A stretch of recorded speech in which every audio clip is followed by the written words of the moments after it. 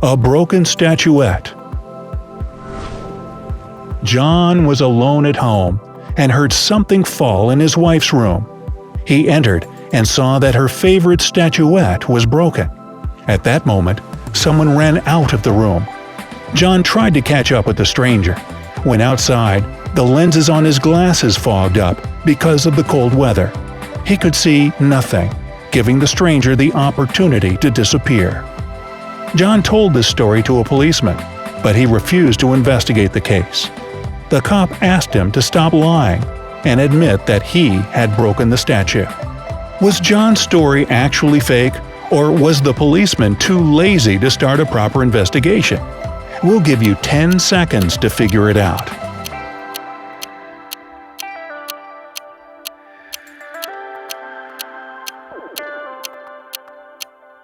The truth is that John's story was fake after all.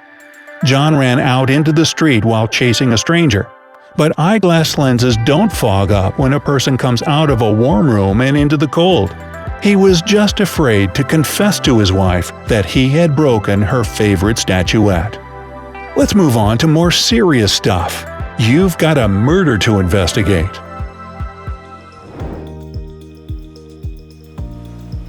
Which door is safe? Some of our choices, like what kind of coffee to get, can make or ruin just one day of our lives. Others, like which door to choose to escape from danger, are a little bit more life-changing. So here's a riddle about one of the latter. One morning, little Mary was trapped in a castle in Costa Rica. There were 4 doors, but only one led to freedom. The doors opened up to the following. 1. Lava that would immediately melt anyone. 2. A killer clown that would beat any person to death. This guy looks like he just broke free from the set of It. Yikes! 3. A deadly frost that would freeze her at once.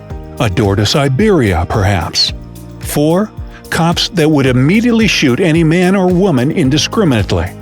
Which door should she choose? Alright, we'll give you 10 seconds to think it over.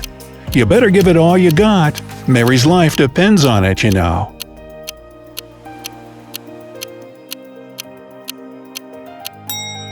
Here comes the answer. Mary should pick door number 4. While shooting cops don't sound like much fun, pay attention to the wording of this option. The cops would shoot any man or woman, but Mary isn't an adult.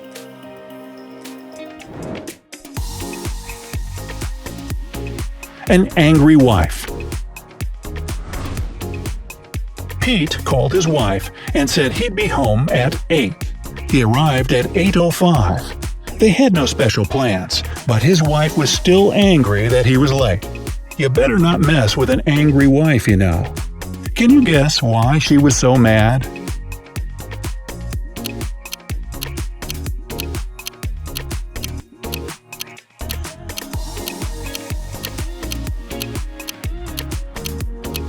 Time's up!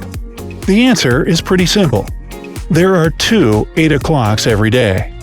Pete should have returned at 8 p.m., but he came home at 8:05 a.m. the next day.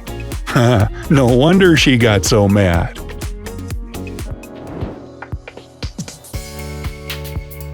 The Eiffel Tower.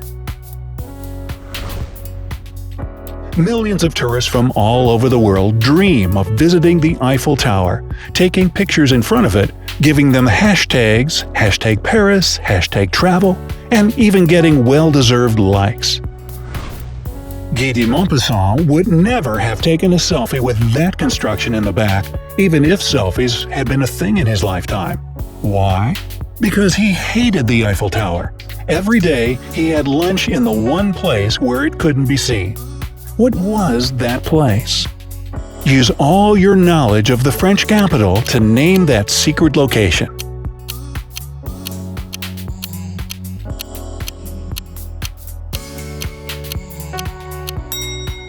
Time's up. Are you ready?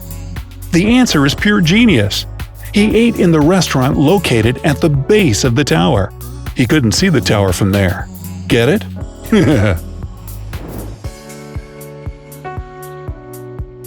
A familiar stranger. Stan met a stranger he'd never seen before. Stan had heard about him, but no descriptions of his appearance were ever mentioned. He wasn't famous. Nevertheless, Stan understood immediately who the guy was. How is this possible?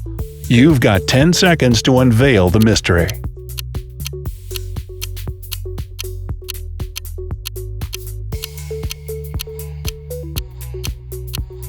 Well, some people just look more alike than others. The guy Stan met was the twin brother of one of his friends. A murder in the sauna. It's getting hot in here.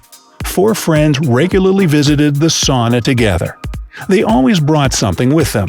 Jack, a musician, took an iPod with him to listen to music. Steve, a banker, took a thermos to drink from. Patrick and Michael were lawyers and took documents to read. One day, Patrick was found dead. He was killed by a sharp object. The police came immediately and conducted an investigation. They found nothing. Can you give the police a helping hand, or rather your sharp mind, and explain how this could have happened? You've got 10 seconds for the task.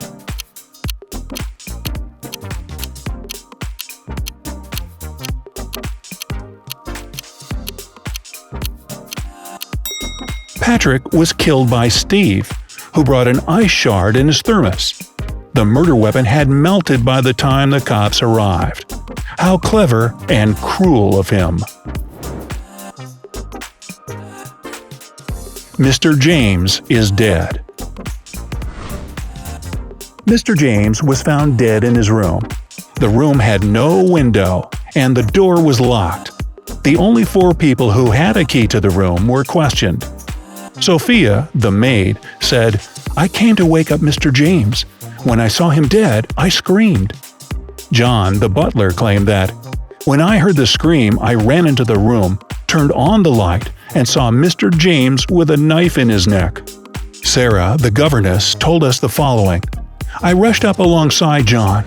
When he turned on the light, the room was all bloody." Finally, Jack, the cook, reassured us that I was prepping breakfast and didn't see anything. So it looks like all the suspects have an alibi. Or do they? Can you guess who killed Mr. James? We'll give you 10 seconds, as per usual.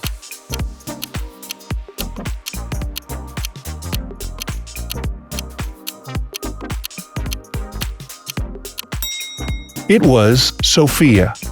If the room was dark, she couldn't have seen Mr. James lying there, unless she already knew it. A closed car. A man was shot in a car.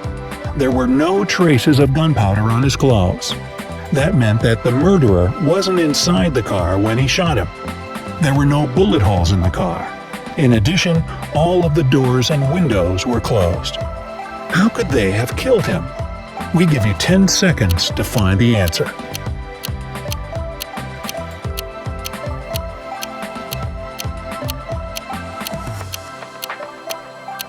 So, did you manage to crack this riddle? The man was in a convertible. The murderer shot him and then closed the roof.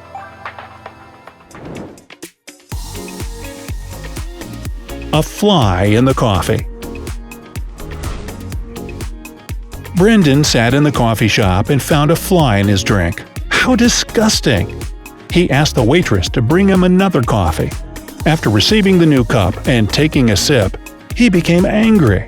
Brendan realized that it was the same cup of coffee that he had had in the first place. How did he know that it was the same cup of coffee?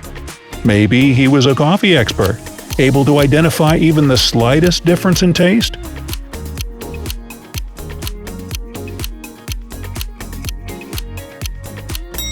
Well, in fact, it doesn't take a coffee expert to get this one right. The second coffee was already sweetened. Brendan had put sugar in his first cup before finding the fly.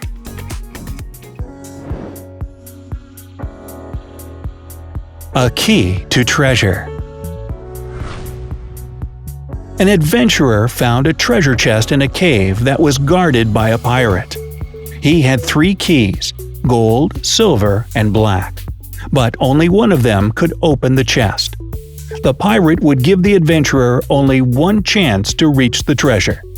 If he chose the right key, he would take the chest. If he chose incorrectly, the pirate would kill him right there. The only clue was this cipher: TGKHOEELYDEN. Which is the right key? Try to figure it out.